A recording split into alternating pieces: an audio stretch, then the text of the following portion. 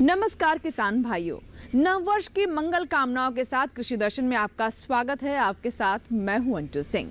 कृषि दर्शन में साल दर साल हम आप तक कृषि जगत से जुड़ी तमाम जानकारियां पहुंचाते आए हैं और आपका भरपूर प्यार भी हमें मिलता रहा है। आशा करते हैं कि ये सिलसिला लगातार इसी तरह जारी रहेगा। हमेशा की तरह कार्यक्रम में पहले हम बात करेंगे विज्ञान और किसान की, उसके बाद नजर डालेंगे कृषि स्टार्टअप पर और अंत में देखेंगे फार्मिंग इंडिया। तो चलिए शुरुआत करते हैं कृषि दर्शन की। सबसे पहले बात कर लेते हैं विज्ञान और किसान की। विज्ञान और किसान में आज हम बात करेंगे एग्री इंडिया हैकाथॉन के बारे में, जिसकी शुरुआत 31 दिसंबर 2020 को की गई। इसका मकसद ये है कि कृषि के क्षेत्र में संवाद बढ़ाया जाए, नवाचारों को तेजी दी जाए। क्या विशेष है इसमें, आइए देखते हैं इस रिपोर्ट में।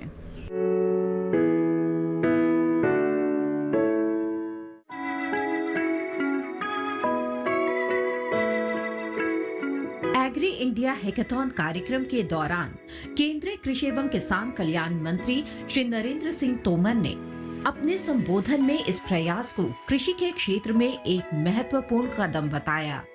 उन्होंने कहा कि कृषि के क्षेत्र के विकास की दृष्टि से भारत के प्रधानमंत्री श्री नरेंद्र मोदी ने लक्षित किया है। उनमें से एक डिजिटल माध्यमों से कृषि के क्षेत्र में विकास लाना भी है, जिससे कि कम समय और कम खर्च में किसानों को ज्यादा से ज्यादा मुनाफा मिल सके। साथ ही डिजिटल प्रौद्योगिकियों का उपयोग करके कृषि अर्थव्यवस्था को बढ़ाया जा सकेगा और कृषि की समस्याएं एग्री हैकाथॉन के माध्यम से भी हल किए जाने में भरपूर मदद भी मिलेगी। हमारे देश की आधी से अधिक आबादी कृषि पर निर्भर है और ये हमारी आर्थिक ताकत भी है। गांव का ताना बाना, कृषि के अर्थव्यवस्था, इसने प्रतिकूल परिस्थितियों में भी अपनी क्षमता को सिद्ध किया है। पिछले दिनों कोविड का संकट था, सारी अर्थव्यवस्था देश की भी दुनिया की भी लड़खड़ा गई थी, लेकिन कृषि के क्षेत्र में अपने जीवन बनाए रखा और सिर्फ अपने को ही जीवन नहीं बनाए रखा, देश की अर्थव्यवस्था ठीक प्रकार से स्थिर नहीं रहे, इसका भी कृषि के क्षेत्र में अपनी प्रासंगिकता की सिद्ध की और योगदान दिया। एग्री इंडिया हैकाथॉन के शुभारंभ के अवसर पर राज्य मंत्री श्री कैलाश चौधरी भी मौजूद थे। उन्होंने भी अपने संबोधन में एग्री इंडिया हैकाथॉन के जरिए कृषि के क्षेत्र में होने वाले अच्छे बदलाव के बारे में जानकारियां दी। उन्होंने बतलाया कि ये कार्यक्रम 60 दिन यानी 2 महीने तक चलेगा। इस कार्यक्रम के माध्यम से मुख्य रूप से कृषि यंत्रीकरण और खाद्य प्रसंस्करण की बात पर जोर दिया जाएगा। साथ ही फसल कटाई के बाद फसल सुरक्षा की दृष्टि से कौन कौन से कदम उठाए जा सकते हैं, इस बात पर भी खास चर्चा की जाएगी। एग्री इंडिया हैकाथॉन के शुभारंभ पर कई प्रतियोगिताएं भी आयोजित हुई थी। सभी प्रतिभागियों का मनोबल बढ़ाते हुए राज्य मंत्री श्री कैलाश चौधरी ने भारत सरकार द्वारा 2022 तक किसानों के आय को दुगनी करने की बात पर भी चर्चा की। किसानों के लिए आज जो नई टेक्नोलॉजी की आवश्यकता है, तो उसको लेकर और हम प्रोसेसिंग करके, और जब तक किसानों के लिए, जैसा कि इसमें महत्वपूर्ण ये किसान के लिए आवश्यकता होती है कि किसान अपनी उत्पादन के अंदर, आज भारत आत्मनिर्भर बना है, लेकिन किसान तक टेक्नोलॉजी पहुंचे और उसके बाद में उसको मार्केट कैसे मिले और उसके साथ ही उसके मार्केट के अतिरिक्त वो उससे अधिक लाभ कैसे ले सके, उसके लिए प्रोसेसिंग यूनिट के माध्यम से, जिस तरह से हमारी योजना है उसके माध्यम से किस तरह से किसान आत्मनिर्भर बने, तो इसके लिए भारत सरकार की ओर से जो हम सब मिलकर प्रयास कर रहे हैं, वो सब नीचे तक पहुँचे। इसके लिए मेरा यही है कि आज पूरे इतने सब जुड़े हुए हैं। मैं इस अवसर पर ये ज़रूर कहूँगा कि ये जो 2 महीने का समय है, इस 2 महीने के अंदर जो हमें जानकारी मिलेगी या जो इसको लेकर जो नए हमारे स्टार्टअप हैं उनको लेकर जिस तरह से काम करेंगे, तो मैं सोचता हूँ कि आने वाले समय के अंदर जो हमारा लक्ष्य है कि किसानों की इनकम बढ़े, तो उसको हम निश्चित रूप से पूरा कर पाएंगे। और जो प्रधानमंत्री जी का लक्ष्य है कि 2022 तक हमें किसान की इनकम डबल करना है, तो इस दृष्टि से मैं सोचता हूं कि निश्चित रूप से उस लक्ष्य को हम पूरा कर पाएंगे। और इसके अंदर जैसा कि आज ये जो अपना आयोजन किया जा रहा है, तो इसको हम निश्चित रूप से, क्योंकि हमारे सामने चैलेंज भी है और इसको पूरा समय देकर हम करेंगे, तो आम व्यक्ति तक और आम जो हमारे साथ में स्टार्टअप और अन्य जो उद्योग जगत से भी जुड़े हुए हैं, अन्य जो हमारे स्टूडेंट भी जुड़े हुए हैं, और हम जब तक उसको व्यवसायीकरण की ओर नहीं ले जाएंगे तब तक हम कृषि को आगे नहीं बढ़ा सकते। टेक्नोलॉजी की दृष्टि से एग्री इंडिया हैकाथॉन बहुत महत्वपूर्ण कार्यक्रम है। इससे कृषि क्षेत्र में विकास की अपार संभावनाओं का निर्माण होगा। साथ ही ये कार्यक्रम मौजूदा कृषि पारिस्थितिकी तंत्र के उत्थान और किसानों की आय और उनके समग्र कल्याण को बढ़ाने के बड़े उद्देश्य की दिशा में काम करने के लिए राष्ट्रीय स्तर का एक प्रयास है, जिससे कि छात्रों व युवा स्टार्टअप को अपने नवाचार और रचनात्मकता को व्यक्त करने का मौका भी मिलेगा। क्योंकि कृषि व फूड प्रोसेसिंग के क्षेत्र में युवाओं की भागीदारी जरूरी है, जिससे देश की अधिक आबादी को रोजगार मिले और कृषि के क्षेत्र में आत्मनिर्भरता भी आए। तो भी आपने जाना कि किस तरीके से कृषि विज्ञान केंद्र द्वारा किसानों को प्रोत्साहित किया जा रहा है और उन्हें ज़्यादा से ज़्यादा प्रोत्साहित करने के पीछे मकसद बस यही है कि हमारे किसानों की आय में वृद्धि हो, वो आर्थिक रूप से और मजबूत हो। चलिए बढ़ते हैं आगे और बात करते हैं इस माह के कृषि कैलेंडर की। चना और मटर की फसल में इस माह फूल बनने आरंभ हो जाते हैं। सिंचाई की सुविधा उपलब्ध होते ही इन फसलों में हल्का पानी लगा देना चाहिए। ध्यान रखें कि सिंचाई उसी समय करें जब फूल बनने बंद हो और फलियां आना प्रारंभ हो जाएं। चने की फसल में फली बेधक कीट द्वारा हानि की संभावना बनी रहती है। इसकी रोकथाम के लिए विशेषज्ञों की सलाह अनुसार उचित कीटनाशकों का छिड़काव करें। इसी के साथ ही यहाँ वक्त हो गया एक छोटे से ब्रेक का। कहीं मत जाइएगा, आप देखते रहे कृषि दर्शन।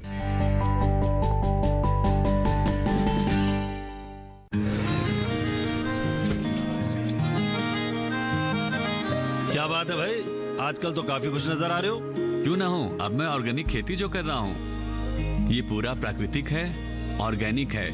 इसमें हमारे खेत, हमारी फसल और हमारी जेब सब फायदे में होते हैं और इसमें लागत भी कम है। जी हाँ, आप भी ऑर्गेनिक खाद का प्रयोग करें, अपनी फसल और मिट्टी को तंदुरुस्त बनाएं और आपकी आमदनी में इजाफा करें। अधिक जानकारी के लिए किसान call centre toll free number 1800-180-1551 पर कॉल करें और लॉग ऑन करें kisan.gov.in और farmer.gov.in। कृषि और किसान कल्याण मंत्रालय द्वारा किसान हित में जारी।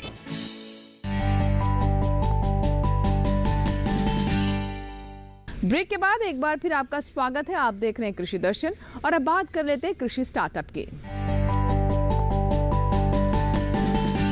कृषि स्टार्टअप में आज हम आपकी मुलाकात करवाएंगे किसान चाची से, जिन्हें पद्मश्री सम्मान से नवाजा गया है।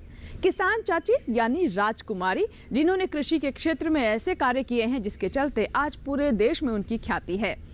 भले ही हमारा समाज पुरुष प्रधान हो, लेकिन महिलाएं जब ठान लेती हैं तो कोई भी चुनौती उनके सामने नहीं होती और एक नई तस्वीर सामने आती है। और इसी तरह हमारी किसान चाची ने भी कृषि के क्षेत्र में ऐसा योगदान दिया है कि आज उनका नाम हर किसी की जबान पर है। तो आइए देखते हैं उनकी कामयाबी की ये कहानी।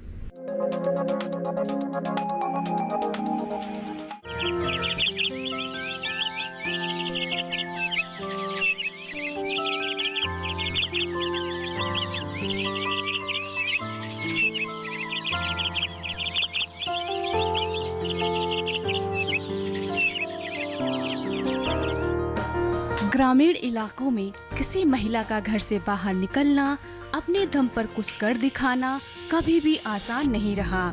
20 साल पहले भी ये सोच और भी प्रबल थी। घर की दहलीज के बाहर अपने बलबूते पर कुछ करने का जज्बा मजाक की वजह और तानाकशी का कारण बन जाता था।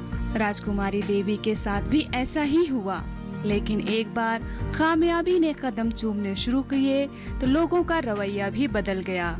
ताना देने वाले उनकी तारीफें करने लगे और मजाक उड़ाने वाले उनका गुणगान।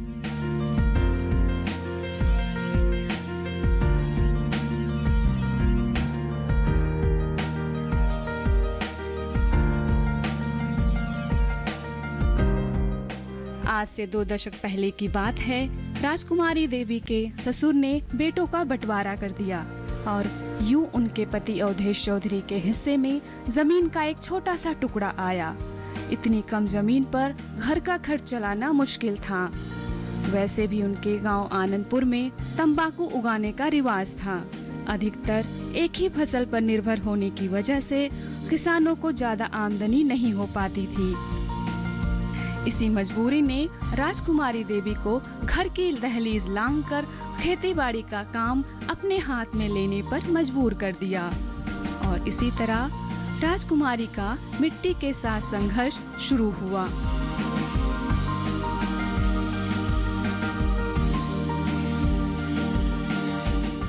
वो साइकिल से सफर करती, खेती के नए गुर सीखती और फिर उन्हें अपने खेतों पर आजमाती। संघर्ष बड़ा था, लेकिन इस महिला के हौसले उससे भी ज्यादा बुलंद थे।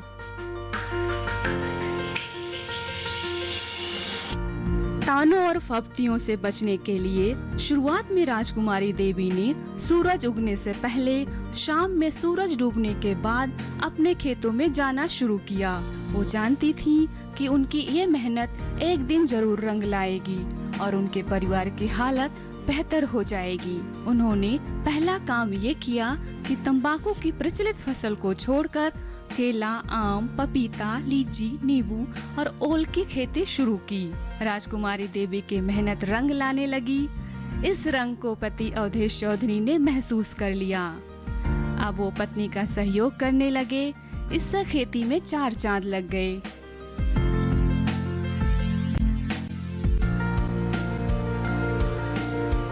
लीची की पहली ही खेप में बम्पर पैदावार हुई। मुनाफा भी आश्चर्यजनक रूप से दोगुना हो गया। शुरुआती सफलता के बाद राजकुमारी देवी ने प्रयोग का दूसरा दौर शुरू किया। उन्होंने अपने ही खेत को छोटे छोटे टुकड़ों में बांटकर गोभी, टमाटर, धान और सोयाबीन की फसल उगाई। इस बार नतीजे और भी चौंकाने वाले थे। कामयाबी समाज की सोच को बदल देती है। अब गांव के लोग राजकुमारी को गंभीरता से लेने लगे, बल्कि उनका समर्थन भी मिलना शुरू हो गया।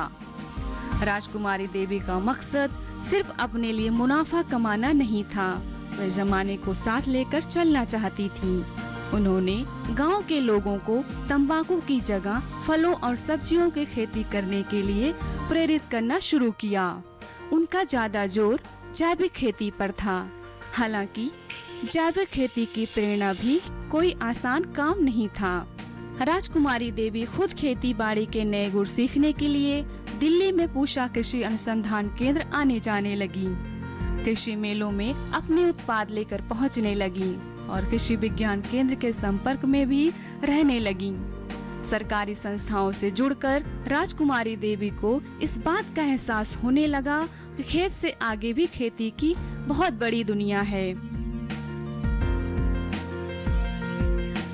इस तरह उन्होंने खाद्य प्रसंस्करण में भी हाथ आजमाना शुरू किया और अचार, जैम, चिप्स वगैरह बनाकर लाखों की कमाई करने लगी। साइकिल चलाने की वजह से पहले किसान चाची के नाम से मशहूर हुई, लेकिन बाद में उनकी पहचान एक प्रगतिशील किसान के रूप में हुई तो किसान चाची कहलाने लगी। किसान चाची गांव की महिलाओं को भी खेती से जोड़ने की मुहिम में जुट गईं। कुछ दिनों में दर्जनों गांव की महिलाओं ने राजकुमारी देवी की तकनीक को अपना लिया। उन्होंने महिलाओं को स्वयं सहायता समूह से जोड़ने की मुहिम चलाई। देखते ही देखते अकेले सरैया ब्लॉक में स्वयं सहायता समूहों की संख्या 35 हो गई। राजकुमारी देवी पहली एक ऐसी महिला किसान हैं जिन्हें किसान श्री अवार्ड से सम्मानित किया गया। बाद में सरकार ने उन्हें पद्मश्री अवार्ड से भी नवाजा। छोटे से खेत से शुरू हुआ राजकुमारी देवी का सफर आज कई मंजिलें तय कर चुका है। मन में अगर लगन हो, कुछ करने का जज्बा हो, तो संसाधनों की कमी और समाज का विरोध कोई मायने नहीं रखता।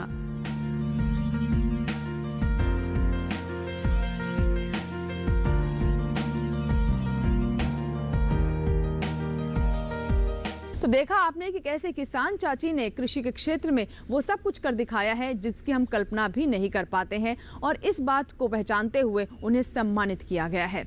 बढ़ते हैं आगे और अब बात करते हैं सवाल जवाब की। जी हाँ, हमारे किसानों के कई ऐसे सवाल होते हैं जो कि विशेषज्ञों तक नहीं पहुंच पाते, उन्हें सही जवाब नहीं मिलते, इसी वजह से कई बार उन्हें नुकसान भी झेलना पड़ता है। इसीलिए आपके सवाल हम पहुंचाते हैं विशेषज्ञ तक और लेते हैं उनसे जवाब। तो आइए देखते हैं आज कौन कौन से सवालों के जवाब दे रहे हैं हमारे विशेषज्ञ। शोभा देवी जी गांव फाफामऊ, जिला इलाहाबाद, उत्तर प्रदेश से पूछ रही हैं, जिनकी मटर की फसल 30 से 40 दिन की है, साथ ही इसमें इल्ली की समस्या है, इसके लिए वो क्या करें? देखिए, जब भी इल्ली आपके खेत में दिखाई दे तो आप फिप्रोनिल 5% SC के घोल को आप स्प्रे करें। उसका 1.5 ml 1 लीटर पानी में मिला के स्प्रे करें। दूसरी दवाई है इंडेक्सोकार्ब, 1 ml प्रति लीटर पानी में मिला के उसका भी स्प्रे कर सकते हैं। दोनों में से किसी भी दवाई को आप इस्तेमाल कर सकते हैं, लेकिन इस्तेमाल तभी करें जब खेत में इसकी संख्या थोड़ा ज़्यादा दिखाई दे। इसी के साथ ही यहाँ वक्त हुआ एक छोटे से ब्रेक का। ब्रेक के बाद जब वापस आएंगे तो बात करेंगे फार्मिंग इंडिया की। कहीं मत जाइएगा, देखते रहें कृषि दर्शन।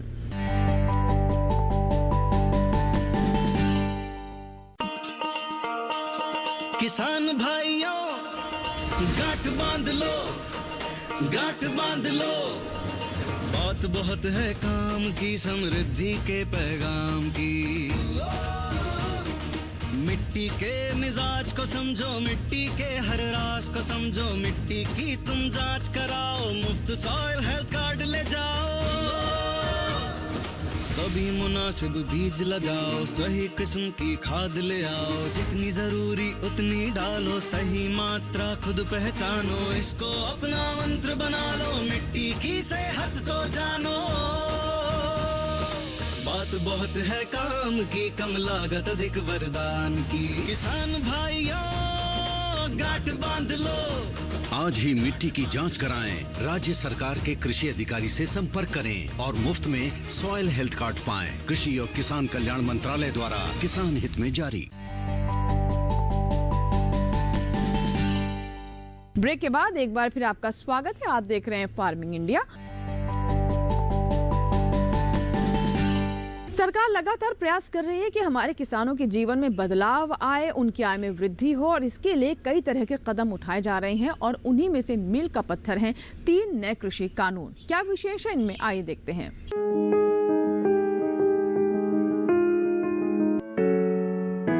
भारत सरकार द्वारा हाल ही में 3 कृषि कानून बनाए गए हैं। ये कानून मंडी में सुधार, अनुबंध खेती और आवश्यक वस्तु संशोधन कानून से जुड़े हैं। इस कानून से खेती किसानी एवं किसानों के जीवन में आमूलचूल परिवर्तन होगा। अब किसान अपने उत्पाद को किसी भी राज्य में मंडी के अंदर या बाहर कहीं भी बेच सकता है। अभी तक क्या था कि किसान को अपना उत्पादन किया लेकिन उसको मंडी में ले जाकर जिसके पास लाइसेंस है उसी को बेचना पड़ा, तो ये उसको बेचने के लिए वो बाध्य होता था। और जब वो मंडी में लेके जाता था तो मंडी में भी उसको बहुत सारे टैक्स जो है उसको लग जाते थे, तो वो टैक्स के साथ साथ उसको ट्रांसपोर्टेशन का भी भाड़ा देना पड़ता था। जो टैक्स लग गया वो भी उसके खाते में जाता था, तो उसको जो है मैं ये कहूँगा कि जो उचित मूल्य है वो नहीं मिल पाता था। तो ये जो अधिनियम है, इन तीनों अधिनियम के आने से किसानों को सबसे अधिक फ़ायदा ये होगा कि किसान अपनी मर्जी का मालिक है। किसान जहां उसको उचित मूल्य मिलेगा वो उसको बेच सकता है, और इसमें क्या होगा कि ट्रेडर उसके खेत पर पे आकर के जो है उससे जो है खरीद के ले जाएगा, और वहाँ पर जो है उसका जो है एक तरह से मोल भाव वो कर सकता है और बता सकता है कि मैं तो भैया इतने पर ही बेचूंगा, इससे नीचे नहीं बेचूंगा। तो वो अपने मूल्य स्वयं तय कर सकता है। दूसरा, इसके साथ साथ जो अभी देख रहे हैं कि MSP डिक्लेयर हुई है और MSP पर खरीदी भी शुरू हो गई है, तो ऐसा कुछ नहीं है कि MSP बंद हो जाएगा। MSP पर खरीदी हो रही है और MSP बढ़ाया है भारत सरकार ने। इमीडिएटली जो है उस पर आप देखेंगे 50 रुपये से लेकर के 300 रुपये तक की बढ़ोतरी MSP में की गई है। और बहुत सारे हमारे जो संस्थान हैं वो उसको प्रोक्योरमेंट करने लगे हैं, जो चाहे वो FC के माध्यम से अभी चावल का जो है एक तरह से पैडी का प्रोक्योरमेंट शुरू हो गया है और साथ साथ में जो नेफिड के माध्यम से दलहनी फसलों का और तिलहनी फसलों का भी जो है प्रोक्योरमेंट वो कर रहे हैं। तो एक तो फ़ायदा ये हो गया किसानों को, ये रहेगा। दूसरा ये है कि किसान को जो मूल्य की बात करते हैं और क्वालिटी की बात करते हैं तो वो अपना मूल्य संवर्धन कर सकता है और अपना प्रोटेक्ट कर सकता है। तो कॉन्ट्रैक्ट फार्मिंग के माध्यम से जैसे अभी भी बहुत सारे किसान हमारे कई तरह की फसलें जो है एक कॉन्ट्रैक्ट के माध्यम से करते हैं। जैसे कि आपको मैं उदाहरण बता दूं कि हमारे देश से जो प्याज है, प्याज की जो डिहाइड्रेटेड प्याज है जिसको फ्लेक्स, उसको प्याज को सुखा करके जो है दूसरे देशों को भेजा जाता है, तो वो कॉन्ट्रैक्ट के माध्यम से हो रहा है। टमाटर की बहुत सारी ऐसी किस्में हैं जिसका केचप बनता है और उसको प्रोसेसिंग करके बेचा जाता है। तो इसमें बहुत सारी ऐसी प्राइवेट कंपनियां हैं जो किसानों के साथ अनुबंध करके उसका उत्पादन कर रहे हैं। आलू को जो है आलू चिप्स बनाने के लिए अनुबंध के तहत जो है उत्पादन हो रहा है। तो इस तरह के बहुत सारे और अनुबंध आएंगे और अनुबंध में क्या होता है कि किसान के लिए आमदनी बिल्कुल सुनिश्चित हो जाती है। वो अपना एक करार फिक्स कर लेते हैं कि मैं इस रेट पर उत्पादन करेंगे चाहे मंडी में कैसा भी रेट रहे, या फिर वो ये रहता है कि मंडी में जो रेट रहेगा उससे ऊपर ही जो है उसको बेचना पड़ेगा, उससे खरीदेगा वो जो जिससे भी करार करेगा। और ये करार इतना सिंपल है, जो अनुबंध है इसमें हमने किसान को नहीं बांधा गया है बल्कि जो ट्रेडर है उसको बांधा गया है कि वो कहीं भी जो है पीछे नहीं जा सकता।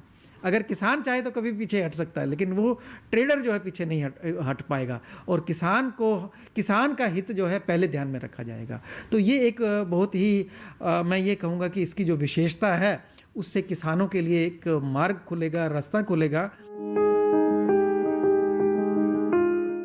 नए कृषि कानूनों पर किसान संगठनों के प्रतिनिधियों से चर्चा का सिलसिला लगातार जारी है और इसी सिलसिले में नई दिल्ली स्थित विज्ञान भवन में केंद्रीय कृषि एवं किसान कल्याण मंत्री नरेंद्र सिंह तोमर, रेल मंत्री पीयूष गोयल और साथ ही राज्य मंत्री सोम प्रकाश ने किसान प्रतिनिधियों से सार्थक चर्चा की। आइए देखते से जुड़ी हमारी रिपोर्ट। माननीय कृषि मंत्री श्री नरेंद्र सिंह तोमर, रेल मंत्री श्री पीयूष गोयल और वाणिज्य और उद्योग राज्य मंत्री श्री सोम प्रकाश जी ने दिनांक 30 दिसंबर 2020 को विज्ञान भवन नई दिल्ली में किसान संगठनों के प्रतिनिधियों से छठे दौर की वार्ता की। माननीय कृषि मंत्री ने किसान संगठनों के प्रतिनिधियों का स्वागत किया और किसानों को सशक्त बनाने के लिए कृषि क्षेत्र में किए गए सरकार के प्रयासों से पुनः अवगत कराया। कृषि मंत्री ने किसान संगठनों के प्रतिनिधियों को आंदोलन शांतिपूर्ण एवं अनुशासनात्मक तरीके से किए जाने पर धन्यवाद दिया। किसान प्रतिनिधियों से अनुरोध किया कि उनकी परेशानियों को ध्यान में रखते हुए सरकार किसानों के मुद्दे पर समाधान करने हेतु हर संभव प्रयास करने के लिए तत्पर है। किसान संगठनों के प्रतिनिधियों ने भी कृषि सुधार कानूनों से संबंधित मुद्दों पर सरकार के समक्ष अपने विचार रखे, जिस पर सरकार ने उन्हें योग्य निर्णय लेने का आश्वासन दिया। कृषि क्षेत्र को गति देने के मकसद से एग्रीकल्चर इंफ्रास्ट्रक्चर फंड तैयार किया गया है। क्या विशेष है इसमें, आइए देखते हैं।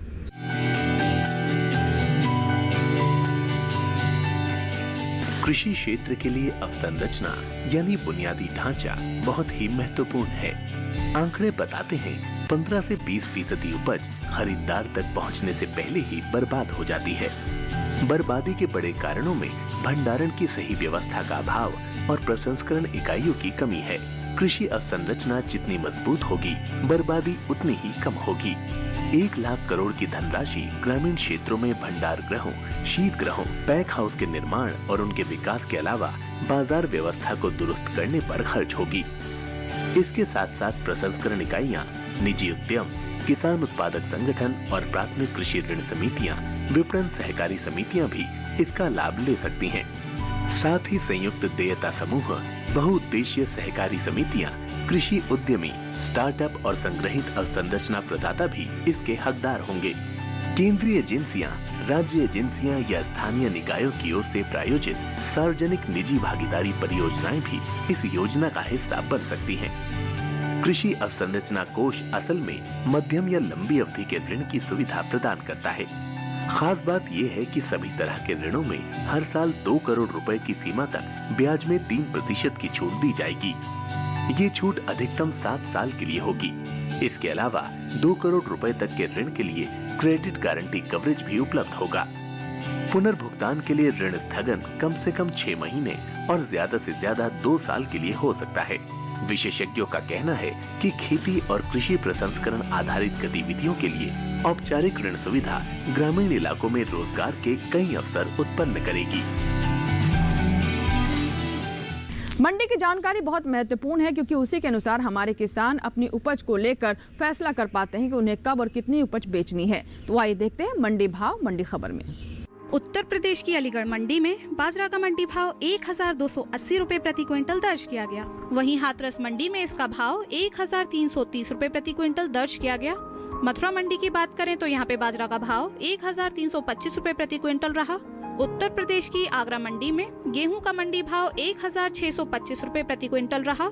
वहीं एटा मंडी में इसका भाव 1610 रुपए प्रति क्विंटल दर्ज किया गया।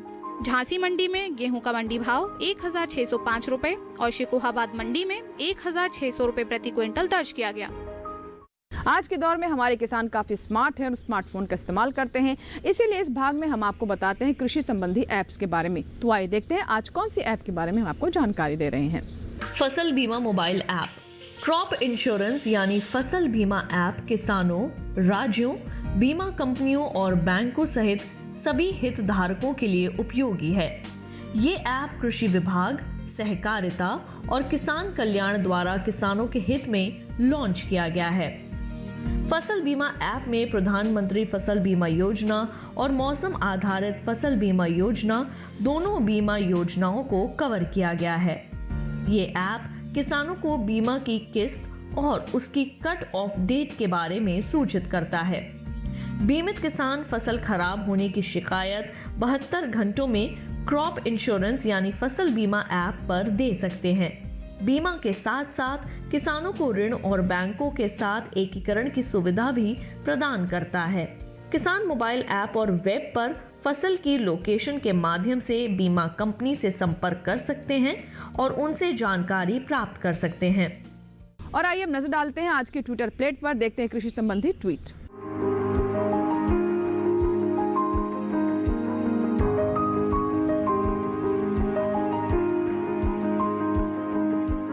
इसी के साथ ही आज की कृषि दर्शन में फिलहाल इतना ही। अगर आपके कोई सुझाव हैं तो आप हमें पत्र लिख सकते हैं। हमारा पता है कृषि दर्शन, कमरा नंबर 58, CPC, दूरदर्शन, खेलगांव, नई दिल्ली 110049।